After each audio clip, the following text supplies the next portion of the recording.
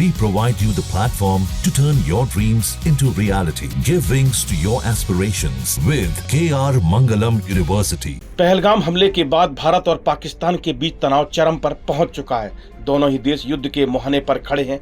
जहां तक सैन्य ताकत की बात करें तो भारत के सामने पाकिस्तान दूर दूर तक नहीं ठहरता है। भारत और पाकिस्तान चिर विरोधी देश रहे हैं, कई युद्ध भी लड़ चुके हैं। पाकिस्तान हर बार हारा है, लेकिन उसके पास अब कई अत्याधुनिक हथियार हैं। अगर इन लंबी दूरी वाले हथियारों की जंग हो तो भारत जीतेगा या पाकिस्तान, यह बता पाना फिलहाल मुश्किल है। लेकिन भारत के जीतने की संभावना ज़्यादा है, क्योंकि भारतीय हथियार और रक्षा उपकरण ज़्यादा आधुनिक और सटीक हैं। पाकिस्तान का HQ-9 चीन से लिया हुआ है, जबकि भारत का S-400 ट्रिम्फ रूस से आया है। चीन ने पाकिस्तान को स्वदेशी तकनीक पर विकसित एयर डिफेंस सिस्टम HQ-9 दिया था। हालांकि भारत के S-400 air defence missile system के आगे कहीं नहीं टिकता है।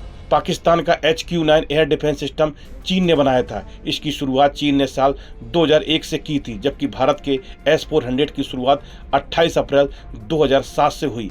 यानी रूस का यह एयर डिफेंस सिस्टम नया और आधुनिक है। Stockholm International Peace Research Institute के अनुसार भारत का S-400 दुनिया का सबसे आधुनिक एयर डिफेंस सिस्टम है। पाकिस्तान की HQ-9 के 3 वेरिएंट चीन ने बनाए हैं। पहला HQ-9 है, जिसकी ऑपरेशनल रेंज 120 किलोमीटर है। HQ-9A की रेंज 200 और HQ-9B की रेंज 250 से 300 किलोमीटर है।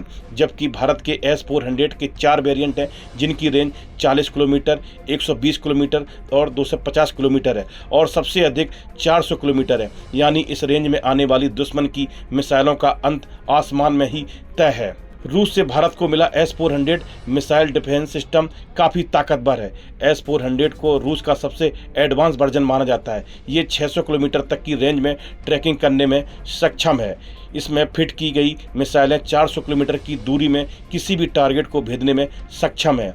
वहीं पाकिस्तान में मौजूद HQ-9 मिसाइल सिस्टम की अधिकतम रेंज 100 से 300 किलोमीटर तक ही है। वहीं HQ-9 डिफेंस सिस्टम की ऑपरेशनल रेंज महज 120 किलोमीटर है। हालांकि इसके कुछ और वेरिएंट हैं, जिनकी रेंज 300 किलोमीटर तक है।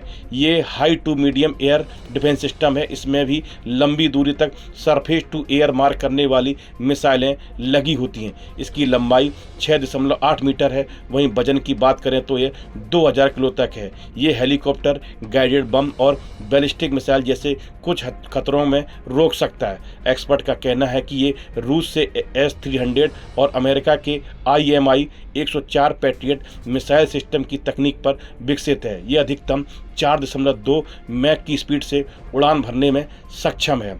पाकिस्तान की HQ-9 air defence missile system एक बार में कितने टारगेट्स पर हमला कर सकता है, इसकी जानकारी मौजूद नहीं है। लेकिन भारत का S-400 air defence anti ballistic missile system एक साथ दुश्मन की कई मिसाइलों या हवाई हमलों का जवाब दे सकता है।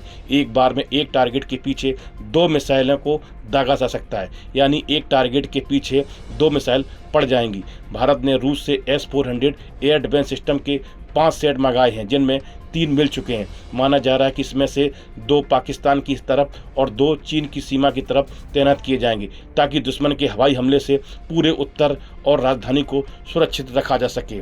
भारत को जो S-400 मिला है वह रूस में बने S-300 का अपग्रेडेड वर्जन है, जिसे सबसे एडवांस माना जाता है। इसमें एक बार में 36 शॉट फायर करने की क्षमता है। HQ-9 को सबसे पहले चीन ने 2001 में विकसित किया था, जबकि S-400 2007 में पेश किया गया था। कई मामलों में S-400 को HQ-9 से बेहतर माना जाता है। भारत द्वारा सीमाओं पर रूसी शील्ड की तैनाती की जा रही है। S-400 अपने आधुनिक रडारों के कारण किसी भी आने वाले खतरे को पहले ही भांप सकता है। यह एक बार में 100 से 300 लक्ष्यों को ट्रैक कर सकता है, और S-400 पर लगी मिसाइलों को इसके 12 लॉन्चरों की मदद से 30 किलोमीटर की ऊंचाई तक दागा जा सकता है। इस वीडियो में फिलहाल इतना ही। आप बने रहिए न्यूज नेशन के डिजिटल प्लेटफॉर्म के साथ।